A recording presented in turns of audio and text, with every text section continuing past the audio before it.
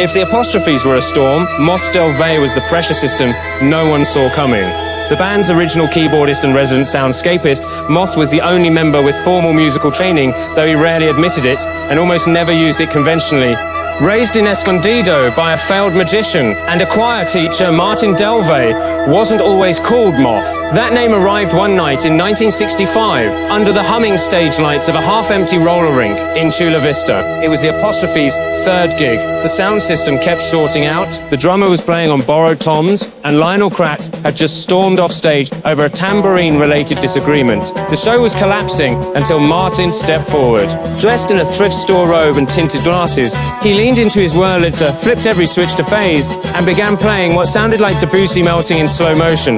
The lights flickered, the crowd hushed, and then like a sign from beyond, a single moth fluttered down onto his forehead and stayed there for the entire song.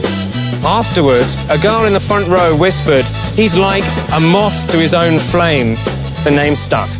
From then on, he was Moth, the quiet one who lit up in strange places, drawn to every broken light bulb, every flickering chord, every strange and beautiful moment of collapse. He became the band's sonic compass. By the time he joined the Apostrophes in late '65, Moth had already built a local reputation for turning up to jam sessions with a suitcase full of broken toys, cassette loops, and thrift store instruments. On Mirrors and Echoes, his contributions were modest, mostly haunted chords and strange tape effects, but by a flower most evil, his influence was unmistakable.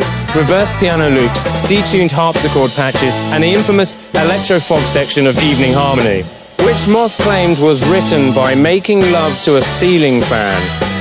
During the desert sessions that birthed the flower most evil, Moth often refused to play during daylight, believing the sun scrambled his telepathic finger signals.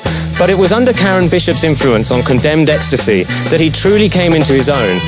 She encouraged his obsession with Victorian seance aesthetics and pushed him to perform standing behind a lace-curtained screen, lit only by flickering projector reels of 19th century medical diagrams. His musical philosophy was simple. If I'm playing it, it's not real. If it's playing me, it's divine. After the band's disintegration, Moth disappeared into the experimental film scene in Big Sur, briefly forming a multimedia collective known as the Halos of Static. He reportedly lives off the grid now, occasionally mailing strange tape collages to university libraries with no return address. Moth DelVey remains one of the great uncredited architects of the Apostrophes sound. Cerebral, fractured, and forever vibrating somewhere just outside the audible spectrum. The static fades, but the soul remains. Until next time, this is Blake Wexley signing off from the Found Sound Archive.